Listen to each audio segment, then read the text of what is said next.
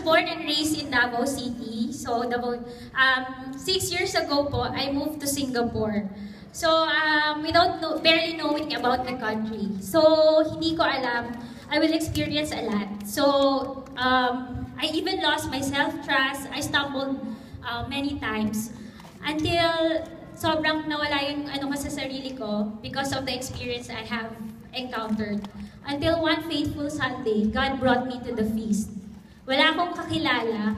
And then, I was so amazed kasi everyone at the feast were so welcoming. And then, nakita ko yun na that they were a family. So, I kept coming back until a year after, I found myself attending the Kerygma Conference 2012 in Manila. And I was so struck by Brother Bo's message about becoming a champion for God. So from then on, when I went back to Singapore, I started to dream again. Sabi ko sa sarili ko, what am I going to do to give back to God? So I started writing. I knew I am not the best writer that you can find at the feast, or siguro may mas magaling pa talaga sa akin. But it didn't stop me from my dream. So I keep on writing with the feast bulletin. Sometimes humingi pa ako ng dispensa because I felt na it was nothing compared to others. Pero every time I would write, I felt like I was making God happy about it. And then, along the way, I have met a lot of people. Successful, and then OFWs who were able to share their stories to me. So sabi ko, wow, nakakatuwa naman si Lord.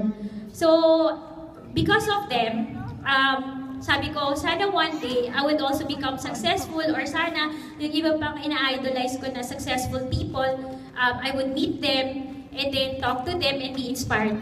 And to God's greatness, I was able to meet them, and even celebrities. And I had a lot of discoveries, and there are so many things na na-realize ko. Two most important is yung humility nila, and then yung faith nila kay God.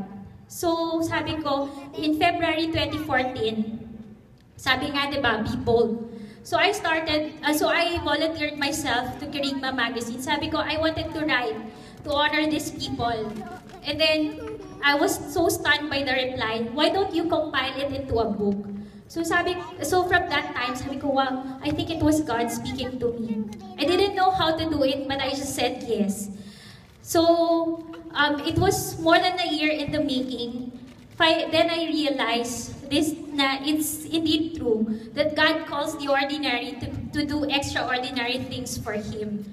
And then, along the way, I had realized that everything that I have experienced and all the people that I had met along the way were part of God's plan, so that I could share my story and I could share their stories in the book that I have written. So, another thing is, syempre, I have met so many people along the way. So sabi ko, I hope, di ba, ang ganda, na hindi lang, like si Manny Pacquiao, yung nakikita natin na nare-recognize, di ba, limited lang. We Filipinos are very talented. We can do greater things. So sabi ko, why don't we be inspired, and then lahat tayo nagmamahalan,